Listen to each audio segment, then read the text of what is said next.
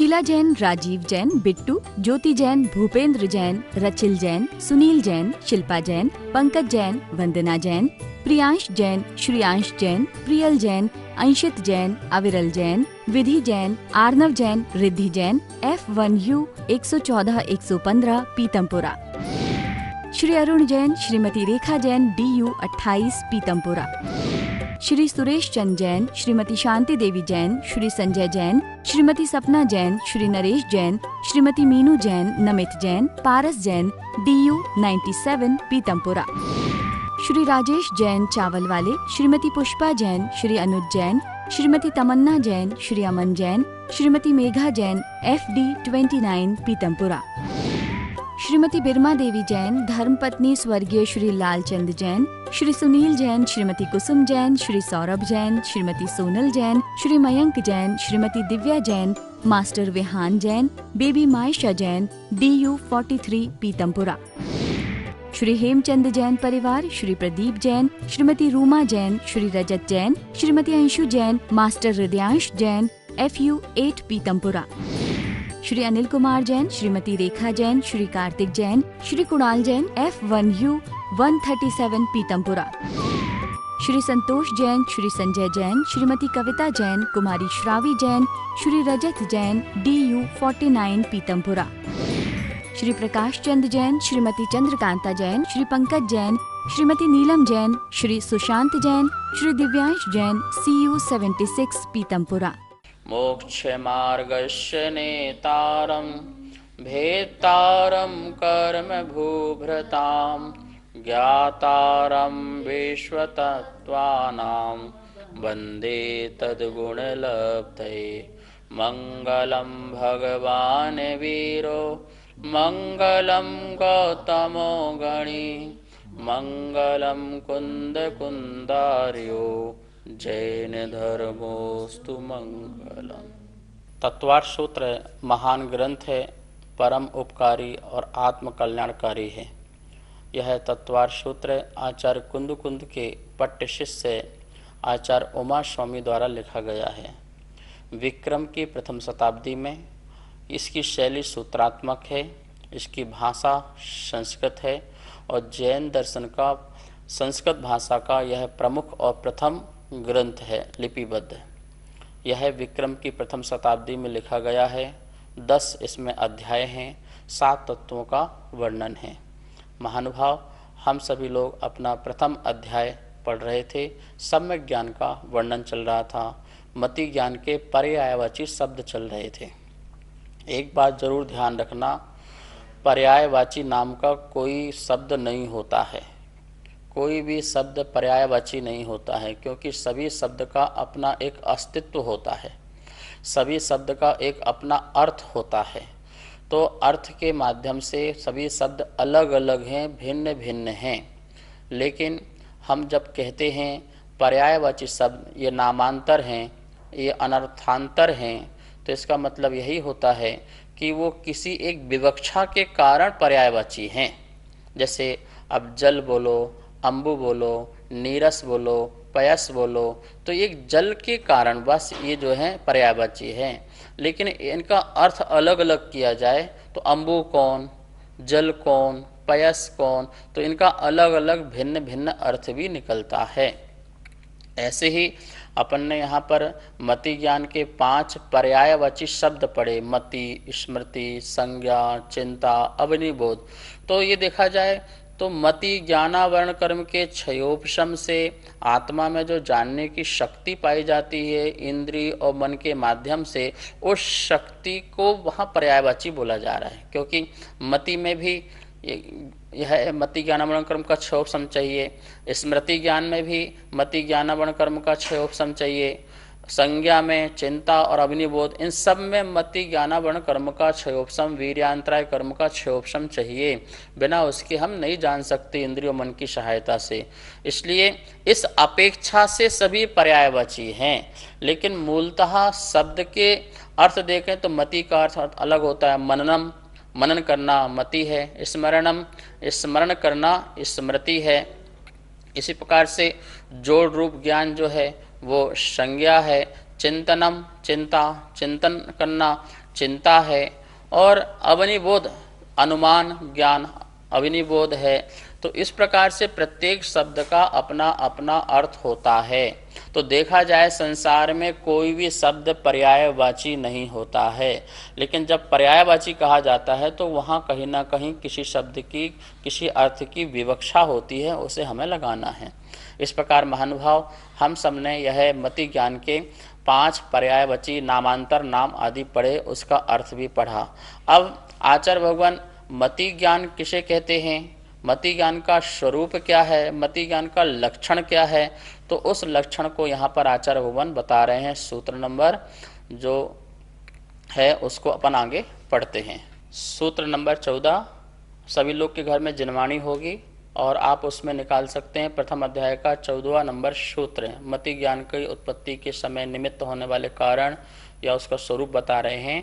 तदिंद्रिया निंद्रिय निमित्तम, बोलिए, तदिंद्रिया निंद्रिय निमित्तम, तदिंद्रिया निंद्रिय निमित्तम।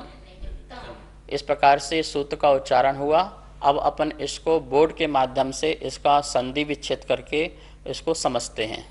तो ये तत्वार सूत्र प्रथम अध्याय पहले अध्याय का 14वां नंबर सूत्र है। क्या लिखा है? तदिंद्रिया निंद्रिय निमित्तम। इसको इस प्रकार से पढ़ना है। कैसे? तदिंद्रिया निंद्रिय निमित्तम। इसका अपन संधि विच्छेद करते हैं तो दा का ता हो जाएगा तत्। क्या निकलेगा यहाँ पर? तत्। इससे निकलेगा ई, तो निकल जाएगा इंद्रिय, तत् इंद्रिय। इससे निकलेगा आ, इसका आ और अनिंद्रिय का आ मिलके बड़ा आ हो गया था, इससे निकलेगा आ, तो अनिंद्रिय, तत् इंद्रिय अनिंद्रिय निमित्तम। इस प्रकार से इसका संधि विच्छेद हुआ। यहाँ जो अनिंद्रिय लिखा है, इंद्रिय सभी जानते हैं 5 इंद्रिय होती हैं, स्पर्शन, रसना, घ्राण, चक्षु और श्रोत, ये 5 इंद्रिय होती हैं। अनिंद्रिय मन, अनिंद्रिय किसे कहते हैं? मन। इसमें लिखा आ।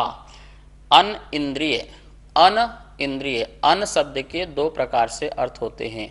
अन का अर्थ निषेधात्मक भी होता है और अन का अर्थ ईषद भी होता है, अल्प भी होता है, कम भी होता है। इस प्रकार से 2 अर्थ होते हैं। तो अन मतलब जब कहीं लग जाता है तो उसका अर्थ हो जाता नहीं, इंद्रिय नहीं है, ऐसा अर्थ हो सकता है। एक अर्थ ये हो सकता है अन मतलब ईषद, इंद्रिय हैं पर कम रूप में, मतलब जिस प्रकार से ये इनका अपना स्थान है 5 इंद्रियों का, इसका अपना जो स्थान है वो उस रूप से नहीं है जिस रूप से इन 5 इंद्रियों का है। इसलिए इसको ईसत इंद्रिय कहते हैं, अल्प इंद्रिय कहते हैं, इसलिए इसको मन कहते हैं। क्या कहते हैं? मन। क्योंकि इसका जो निर्माण स्थान है बहुत सूक्ष्म है। हृदय स्थान के मध्य स्थान पर अति सूक्ष्म परमाणुओं से बना हुआ ये द्रव्य स्थान है, और जो कि हमें सूक्ष्मदर्शी मशीनों से भी दिखाई ना दे, इतना सूक्ष्म परमाणुओं से बना हुआ है। बाकी जो शेष इंद्रियां 5 हैं ये प्रकट रूप से दिखाई देती है, नाक, आँख, कान आदि सभी। इसलिए इसको अपन तो पूर्ण इंद्रिय कहते हैं और इसको अपन ईसत इंद्रिय कहते हैं। इसलिए मन को क्या बोला? अल्प इंद्रिय, कम इंद्रिय, छोटी इंद्रिय मन। काम बहुत बड़ा है इसका, लेकिन है ईशत। ठीक है, तो ये इंद्रिय और अनिंद्रिय निमित्तम। निमित्तम मतलब कारण, हेतु, प्रत्यय, सहायक, सहयोग, संयोग, ये सब इसका अपन इसका अर्थ कर सकते हैं।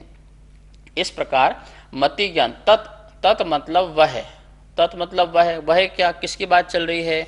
सूत्र जो होते हैं ऊपर से जुड़े हुए होते हैं, तो बात चल रही थी यहाँ पर मति ज्ञान की। तत् मतलब वह मतलब वह मति ज्ञान, वह मति ज्ञान इंद्रिय और अनिंद्रिय के निमित्त से होता है। वह मति ज्ञान किससे होता है? इंद्रिय और अनिंद्रिय, मतलब स्पर्शन, रसना, घ्राण, चक्षु और श्रोत, ये 5 इंद्रिय के नाम तो आपने सुने होंगे। कभी आपको परीक्षा में लिखना पड़े तो क्रम से ही लिखना, क्योंकि इंद्रियां क्रम से ही होती हैं, अक्रम से इंद्रियां नहीं होती हैं। जब कोई व्यक्ति अक्रम से लिखता है तो समझ में आ जाता है कि इसके पास अभी याद करने की शक्ति, स्मरण शक्ति सही नहीं है। इसलिए ये क्रम से नहीं लिख रहा है। 5 इंद्रिय तो अपन पाठशाला में, छोटी पाठशाला में भी पढ़े हुए लोग हैं। तो यहाँ पे बोल रहे हैं 5 इंद्रिय और एक मन के निमित्त से अथवा इनके कारणों से जो ज्ञान आत्मा में प्रकट होता है उसे मति ज्ञान कहते हैं। मतलब आत्मा में इन 5 इंद्रियों के माध्यम से जो जानने की शक्ति प्रकट होती है उसे मति ज्ञान कहते हैं। अपन इसको और विशेष समझते हैं। अब आप यहाँ पे देखेंगे, आपको यहाँ पे एक स्लाइड दिखाई दे रही होगी और उसमें क्या लिखा है, मति ज्ञान की उत्पत्ति। मति ज्ञान की उत्पत्ति के कारण क्या है? तो यहाँ पे लिखा है 2 बात, 5 इंद्रिय और एक तरफ लिखा है मन। मति ज्ञान की उत्पत्ति के कारण ये 5 इंद्रिय और मन हैं। इंद्रिय आत्मा का पहचान के चिन्ह हैं। इंद्रिय किसे कहते हैं? जिससे आत्मा की पहचान होती है उसे अपन इंद्रिय कहते हैं। तो ये 5 इंद्रियां और मन, मन को क्या बोलते हैं, क्या क्या कह सकते हैं? एक तो उसको अनिंद्रिय कह सकते हैं, एक उसको नो इंद्रिय कह सकते हैं, अथवा उसको किंचित इंद्रिय कह सकते हैं। तो इस प्रकार से यहाँ पर अपन ने देखा कि 5 इंद्रिय और मन के निमित्त से, कारण से जो ज्ञान हमें आत्मा का उजागर होता है या जानने की शक्ति प्रकट होती है आत्मा में, उस ज्ञान को अपन मति ज्ञान कहते हैं। जैसे स्पर्शन इंद्रिय है, स्पर्शन इंद्रिय के माध्यम से हमें ठंडा गर्म का ज्ञान होता है, हमें रूखा चिकना का ज्ञान होता है, ये वस्तु हल्की है, भारी है, कठोर है, नरम है। इस प्रकार का जो हमें ज्ञान प्राप्त हुआ उस स्पर्शन इंद्रिय संबंधी उसे हम मति ज्ञान कहते हैं। हमारे पेट में दर्द होता है तो हमें कौन सी इंद्रिय से ज्ञान का पता चलता है? हमारे सिर में दर्द हो रहा है या शरीर में कहीं भी पेन होता है, पीड़ा होती है, कष्ट होता है, तो वो कौन सी इंद्रिय से हमें पता चलता है? स्पर्शन इंद्रिय के माध्यम से। कहीं भी दर्द, सिर में दर्द हो रहा हो तो यहाँ का जो भी परिवर्तन है, वहाँ पे जो स्पर्शन इंद्रिय है, उस स्पर्शन इंद्रिय के पास पाया जाने वाला जो आत्मा का प्रदेश है, उस प्रदेश के माध्यम से पूरे आत्मा के प्रदेश में जो एक बात पता चली कि यहाँ पर पीड़ा हो रही है, यहाँ पर कुछ हलचल हो रहा है, यहाँ पर कुछ परिवर्तन हो रहा है, और उसके माध्यम से फिर मैं रागी हुआ, द्वेषी हुआ, मोही हुआ, उससे मुझे पीड़ा हुई, उससे मुझे कष्ट हुआ। तो शरीर की प्रत्येक हलचलों को ज्ञान कराने में निमित्त यदि कोई है, निमित्त है, ध्यान रखना, उपादान नहीं है। यहाँ पर अच्छे से ध्यान रखना, निमित्त अलग चीज है, उपादान अलग चीज है। निमित्त जबरदस्ती उपादान में कुछ प्रकट नहीं करा सकता। उपादान तो मेरी आत्मा है, जहाँ ज्ञान की शक्ति है, जहाँ जानने की शक्ति है। तो जानने का काम तो आत्मा से हो रहा है, जो अपने निज कार्य से हो रहा है।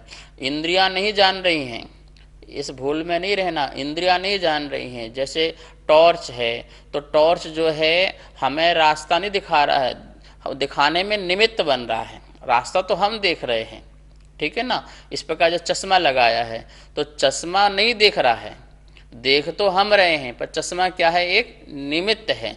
ऐसी इंद्रियां भी निमित्त हैं, तो निमित्त को निमित्त मानना, उपादान नहीं मानना। उपादान तो अपनी आत्मा की शक्ति है जो हम उसको जान रहे हैं, ठीक है ना। तो स्पर्शन इंद्रिय से के माध्यम से हमें क्या क्या ज्ञान होता है? स्पर्शन इंद्रिय के माध्यम से, निमित्त से हमें हल्का, भारी, रूखा, चिकना, ठंडा, गर्म, इनका ज्ञान होता है। इसी प्रकार से रसना इंद्रिय के माध्यम से हमें जो मीठा, कड़वा, कसायला, कटु, इनका जो ज्ञान होता है वो रसना इंद्रिय के माध्यम से होता है। जैसे अपन ने किसी प्रकार का भोजन किया, कुछ स्वाद लिया, तो उससे हमें पता चले कड़वा है, ये मीठा है, ये कसायला है, चरपरा है, नमकीन है। तो ये जो ज्ञान हुआ वो आपकी एक रसना इंद्रिय जो बनी हुई है जिह्वा, उसके माध्यम से आत्मा को ये पता चला, ठीक है ना। ये बात ध्यान रखना, पदार्थ है तो ज्ञान होगा ऐसा नहीं है। पदार्थ हो चाहे ना हो, ज्ञान एक अलग विषय है। कुछ लोग ऐसे लोग हैं जो पदार्थ और प्रकाश को ज्ञान मानते हैं, यदि पदार्थ प्रकाश होगा तो ज्ञान होगा, नहीं तो नहीं होगा। तो ये तो गलत हो जाएगा। यदि प्रकाश नहीं रहा तो क्या ज्ञान नहीं होगा? क्या अंधेरे में ज्ञान फिर नहीं होगा? यदि वस्तु सामने है और वस्तु से ही ज्ञान होता है तो अर्थ का अनर्थ हो जाएगा। क्यों? फिर जैसी वस्तु है फिर वैसा ही ज्ञान होना चाहिए। किसी व्यक्ति के सिर पर मच्छर मंडरा रहे हैं और उसको देख करके दूसरा व्यक्ति देखे कितने घने बाल हैं, तो देखो वस्तु तो मच्छर है पर ज्ञान किसका हो रहा है? घने बाल का। तो ये तो अर्थ का अनर्थ हो गया ना, कि जो वस्तु जैसी है फिर वैसा ज्ञान होना चाहिए। और यदि कोई बोले प्रकाश होगा तो ज्ञान है, तो यदि प्रकाश ऐसा है तो अंधेरे में जो बिल्ली हैं, अन्य जानवर हैं जिनको दिखाई देता है, तो अंधेरे में भी उनको दिखाई देता है, तो फिर अंधेरे में कैसे दिख रहा है उनको? तो इस प्रकार से जो इस प्रकार का सन्निकर्ष मानते हैं कि इंद्रियों से कोई चीज टकराएगी, आंख से कोई चीज टकराएगी या प्रकाश होगा तो ज्ञान होगा, ऐसा नहीं है। क्योंकि ज्ञान जो है आत्मा की शक्ति है, निज शक्ति है, इसलिए वो हमारे अंदर विराजमान है। तो यही बात यहाँ कह रहे हैं, उपादान शक्ति जानने की तो हमारी है और इसमें 5 इंद्रियों मन जो है वो निमित्त हैं। तो रसना इंद्रिय की बनावट है, घ्राण इंद्रिय की बनावट, घ्राण इंद्रिय के माध्यम से क्या सुगंध और दुर्गंध का हमें ज्ञान होता है। ये इंस्ट्रूमेंट के माध्यम से हमें कोई सुगंध टकराई या दुर्गंध टकराई और हमें आत्मा को ज्ञान हुआ, ठीक है ना, तो वो हमें इसका ज्ञान होता है। इसी प्रकार से चक्षु इंद्रिय से जो कलर हैं, जितने भी कलर हैं वो चक्षु इंद्रिय के विषय होते हैं। उसके माध्यम से ये नीला है, ये काला है, ये पीला है, ये हरा है, ये सफेद है, हमको क्या दिखता है? हमको क्या दिखता है? कलर के अलावा क्या दिखता है? कोई व्यक्ति देखा तो या तो सफेद है या काला है, गोरा है, नीला है, पीला है। तो जो ये ज्ञान होता है चक्षु इंद्रिय के माध्यम से, वो जो ज्ञान है वो ज्ञान भी मति ज्ञान का ज्ञान है। ये निमित्त हुआ, आंख क्या हुई? देखने में मात्र निमित्त हुई है। इसी प्रकार से कान है, कान की जो संरचना है, ये कान जानती कुछ नहीं है, ये इंद्रियां कुछ भी नहीं जानती, क्योंकि इंद्रियां जो है पुद्गल की पर्याय हैं, जड़ की पर्याय हैं, और जड़ की पर्याय जो है ज्ञान शून्य है, और जो मेरा ये ज्ञान मति ज्ञान है वो ज्ञान गुण की पर्याय है। मेरा ज्ञान गुण आत्मा का लक्षण है, जानना मेरा स्वभाव है, और स्वभाव जो है वो अपने स्थान को छोड़कर पर स्थान में नहीं जाता है, ठीक है ना। तो मेरा जानने का जो स्वभाव वो मेरा है, तो ये निमित्त हैं। तो कर्ण इंद्रिय से शब्द टकराए, सारे गा मा पा धनी, इनसे बहुत अनंत शब्द निकल गए, ठीक है, असंख्यात शब्द निकल गए। तो ये जो शब्द टकराए, टकराने के बाद मुझे आत्मा को पता चला कि ये शब्द आ रहा है, ये ध्वनि आ रही है और इसका ये अर्थ है। तो जानने की शक्ति, किसी को जानने की शक्ति ना हो, मैं ऐसा शब्द बोल रहे, यहाँ पर कोई व्यक्ति आ जाए और चाइना बोलने लग जाए और आपको समझ में ना आए, तो कान से टकरा तो रहे हैं पर आपको उसका ज्ञान नहीं हो पा रहा, समझने की शक्ति नहीं हो पा रही। इसका मतलब क्या है? आपका मति ज्ञानावरण कर्म का क्षयोपशम, जानने की जो शक्ति उस भाषा संबंधी नहीं है, अन्य भाषा संबंधी नहीं है, और होता तो आप जान भी लेते। कोई को हिंदी इंग्लिश नहीं आती है और हिंदी बोले जा रहा है, तो इसका मतलब आपको इंग्लिश समझने वाली जो शक्ति है जानने की वो अभी प्रकट नहीं हुई है, आता ही नहीं है।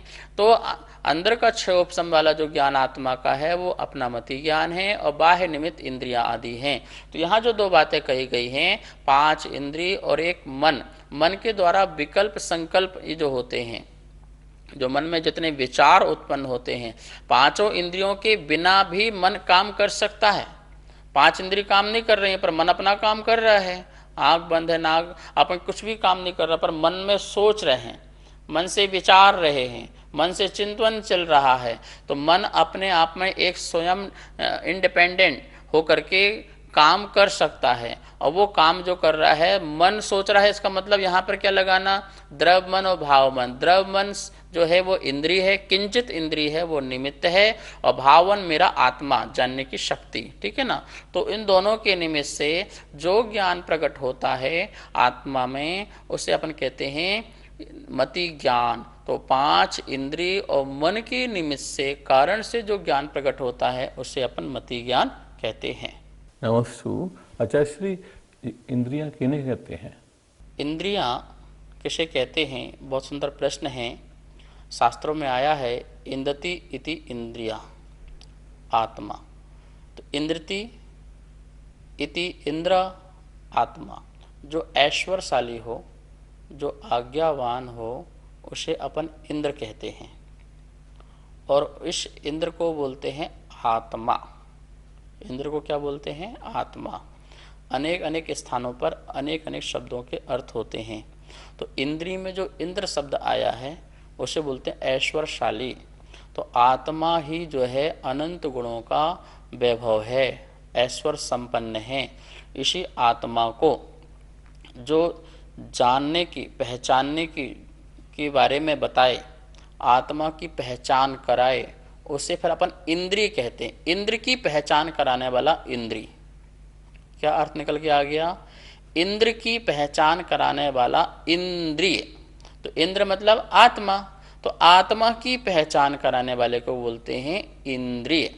जो नाम कर्म के उदय से, इंद्रिय नाम कर्म आदि के उदय से जो पौधलिक परमाणुओं के पिंड से आँख, नाक, कान आदि की जो संरचना होती है उसे अपन द्रव्य इंद्रियां कहते हैं। और ये द्रव्य इंद्रियां जो हैं हमारी आत्मा की पहचान कराते हैं, हमारे आत्मा का होने का, अस्तित्व का ज्ञान कराते हैं। सोचिए, यदि ये इंद्रिय नहीं होती तो हम संसारी जीवों को यह आत्मा है कैसे बताते, कैसे समझाते? तो हम इस इंद्रिय के माध्यम से बताते हैं कि यह आत्मा है, इसमें अस्तित्व है, जानने देखने की शक्ति है, सुख दुख का वेदन संवेदन करने वाली यह आत्मा है। तो वास्तव में इंद्र की पहचान कराने वाला, इंद्र का ज्ञान कराने वाला, इंद्र मतलब आत्मा का ज्ञान कराने वाला, आत्मा का अस्तित्व बताने वाले को क्या कहते हैं? इंद्रिय कहते हैं। वो इंद्रियां 5 होती हैं। तो आप देखिए, कोई व्यक्ति कि आत्मा शरीर से निकल गई हो तो फिर वो खाता नहीं है, पीता नहीं है, चलता फिरता नहीं है, उठता बैठता नहीं है, उसको दर्द पीड़ा एहसास कुछ होता नहीं है, सुख दुख अनुभव कुछ होता नहीं है। क्यों? क्योंकि वो एक पूरा का पूरा पुद्गल का पिंड है, वो पुद्गल का परमाणुओं का पिंड है, वो जड़ है। तो जड़ को ज्ञान नॉलेज कुछ होता नहीं है, संवेदन होता नहीं है। तो इसका मतलब है कि इसमें आत्मा थी और इस आत्मा की पहचान इस आँख के माध्यम से, कान के माध्यम से, घ्राण के माध्यम से, चलने फिरने के माध्यम से पहचान हो रही थी ना। तो जो संसारी जीवों की पहचान कराए उसे इंद्रिय कहते हैं। कैसे कैसे पहचान कराई जाती है? जैसे पेड़ पौधे आदि हैं, उसमें एक इंद्रिय स्पर्शन इंद्रिय है, तो उसको स्पर्शन इंद्रिय के माध्यम से इसे हम पहचान होती है कि यह जो हल्का है, भारी है, रूखा है, चिकना है, ठंडा है, गर्म है आदि का जो ज्ञान उसको होता है। तो हमें स्पर्शन इंद्रिय के माध्यम से, रसना इंद्रिय के माध्यम से। तो किसी जीव में 2 इंद्रिय हैं, किसी जीव में 3 इंद्रिय हैं। जैसे अपन सभी 5 इंद्रिय जीव हैं। इन 5 इंद्रियों के माध्यम से हमें यह पता चलता है कि इसके अंदर कोई एक आत्मा है जो जान रही है, जो देख रही है, जो सुख दुख का वेदन भी कर रही है। तो हमारी पहचान करा रहा है, तो उपकारी हुआ। संसार अवस्था में ये इंद्रियां क्या हुई? उपकारी हुई कि कम से कम औरों को हमें ज्ञान तो दे रहा है और औरों को छोड़ो हमको भी तो ज्ञान मिल रहा है इसके माध्यम से कि हाँ मैं कोई हूँ। तो इस प्रकार से इसी को इंद्रियां कहते हैं। फिर से सुनिए, इंद्र की पहचान कराए उसे इंद्रिय कहते हैं। इंद्र मतलब आत्मा। नमोस्तु। नमोस्तु गुरुदेव। अनिंद्रिय को किंचित इंद्रिय क्यों कहा गया है? अनिंद्रिय और अतीन्द्रिय, आप बार बार आगम शब्दों में, अध्यात्म में इन शब्दों को सुनते होंगे। अनिंद्रिय और अतीन्द्रिय, इन दोनों का पहले अर्थ समझें। यहाँ पर जो अनिंद्रिय की बात चल रही है वो मन को कहा जा रहा है, द्रव्य मन की संरचना को कहा जा रहा है। जो द्रव्य मन बना हुआ है उस द्रव्य मन को कहा जा रहा है, उसे बोलते हैं अनिंद्रिय। और अतीन्द्रिय बोलते हैं इंद्रियों से परे, जो भाव इंद्रिय आदि हैं उन भाव इंद्रियों से परे को बोलते हैं अतीन्द्रिय। जैसे अरहंत भगवान हैं, वो अतीन्द्रिय आनंद ले रहे हैं। कौन सा आनंद ले रहे हैं? एक तो इंद्रिय का आनंद होता है, इंद्रियों के माध्यम से होने वाला जो आनंद है, जो सापेक्ष है, पराधीन है, और जो स्वाधीन है उसे कहते हैं अनिंद्रिय, अतीन्द्रिय आनंद। तो अतीन्द्रिय मतलब अति मतलब अतीत, इंद्रियों से जो अतीत हो गए हैं, जो भाव इंद्रियों से भी अतीत हो गए हैं। तो भाव इंद्रिय की जब बात चलेगी तो वहां पे लगाएंगे अतीन्द्रिय, और जब द्रव्य इंद्रिय की बात चलेगी तो वहां लगाएंगे अनिंद्रिय। ठीक है ना। तो इस प्रकार से यहाँ पर अनिंद्रिय शब्द जो अपन ने लगाया, किंचित इंद्रिय, क्यों, इसका एक कारण है। शेष जो 5 इंद्रियां हैं उनका अपना निश्चित स्थान होता है और निश्चित विषय होता है। स्थान भी निश्चित होता है, उनका जो सब्जेक्ट है वो सब्जेक्ट भी निश्चित होता है। जैसे स्पर्शन का काम क्या है, वही हल्का भारी आदि का, तो वो निश्चित है। अब उसका सूंघने का काम नहीं हो सकता स्पर्शन इंद्रिय से, तो उनका विषय भी निश्चित है और एक स्थान भी क्या है, निश्चित है। जैसे घ्राण है, अब घ्राण देखने का काम नहीं कर सकती है, चक्षु जो है सूंघने का काम नहीं कर सकती है, कर्ण जो है बोलने का काम नहीं कर सकती है। तो प्रत्येक इंद्रियों का अपना स्थान निश्चित होना और उनका विषय भी निश्चित होना, इसलिए बाकी इंद्रियों को इंद्रिय कहा जाता है। लेकिन जो मन है उसको अनिंद्रिय इसलिए कहा, किंचित इंद्रिय इसलिए कहा क्योंकि इसका स्थान भी निश्चित नहीं और इसका विषय भी निश्चित नहीं है। मन जो है उनका स्थान बोलते हृदय के मध्य स्थान पर है, पर उस हृदय के मध्य स्थान में सूक्ष्म परमाणु की, बहुत सूक्ष्म परमाणु की एक संरचना है। ठीक है ना। और उस संरचना को अपन कहते हैं मन। तो उसका स्थान और उसका जो विषय है, सब्जेक्ट है, वो सब्जेक्ट भी निश्चित नहीं है। मन क्या कर सोच सकता है, मन कहाँ कहाँ का विषय सोच सकता है। मन तो काला नीला पीला हर प्रकार के ज्ञान को प्राप्त कर सकता है, हर इंद्रिय संबंधी ज्ञान को धारण कर सकता है। तो मन विशाल है, मन का विषय विशाल है, उसका विषय वस्तु बहुत है, उसका विषय वस्तु निश्चित बिल्कुल भी नहीं है। इसलिए उसको बाकी शेष इंद्रियों के अपेक्षा इसको किंचित इंद्रिय तो कहा, लेकिन वो इंद्रिय नाम कहलाने के लायक नहीं है, ये आचार्य भगवान कहना चाह रहे हैं। तो चक्षु आदि की तरह जिस प्रकार से अन्य इंद्रियां स्पष्ट हैं, इस प्रकार से मन स्पष्ट ना होने के कारण इसको किंचित इंद्रिय कहा गया है। इस बात को समझना है। तो देखा अपन ने सभी लोगों ने इस सूत्र के बारे में 14 नंबर का जो सूत्र बोला गया, तदिंद्रिया इंद्रिय निमित्रम, कि वह मति ज्ञान जो है इंद्रिय और अनिंद्रिय के निमित्त से उत्पन्न होता है। अर्थात जो आत्मा में जानने की जो शक्ति है उसके लिए बाह्य जो कारण है वो 5 इंद्रिय है और एक सूक्ष्म जो मन है, इसके निमित्त से आत्मा में जानने की शक्ति प्रकट होती है, उसे जो कहते हैं मति ज्ञान कहते हैं। अब कल अपन मति ज्ञान के कितने भेद हैं उसके बारे में चर्चा करेंगे। अब हम सब लोग जनवाणी स्तुति करेंगे। जावाणी के ज्ञान से सूझे लोकालोक, सो वाणी मस्तक धरो सदा देत हो धोख। हे जिनवाणी भारती तो हे जपो दिन रेन, जो तेरा सरना धरे सो पावे सुख चैन। सभी को बहुत बहुत मंगल आशीर्वाद।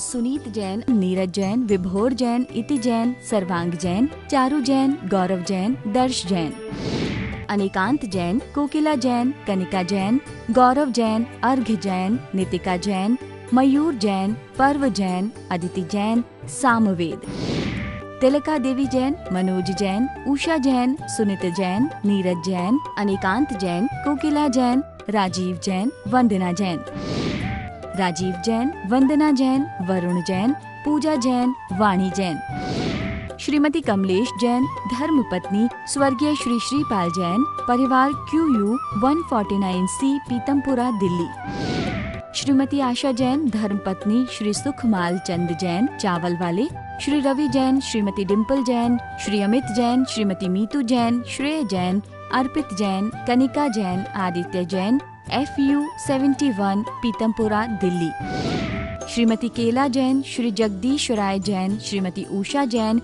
श्री कुलभूषण जैन, श्रीमती प्रीति जैन, श्री संजय जैन, मोनाल जैन, हाद्विक जैन, साक्षी जैन, DU 5 पीतमपुरा दिल्ली, श्री संजय जैन, श्रीमती रचना जैन, श्री सक्षम जैन, श्री उत्कृष्ट जैन, श्री दीपक जैन, श्रीमती स्वाति जैन, उन्नति जैन, आगम जैन, F1U1 पीतमपुरा, श्री अजय कुमार जैन, श्रीमती सुमन जैन, श्री अभिषेक जैन, श्रीमती दिव्या जैन, मास्टर लवित जैन, BU 101 पीतमपुरा।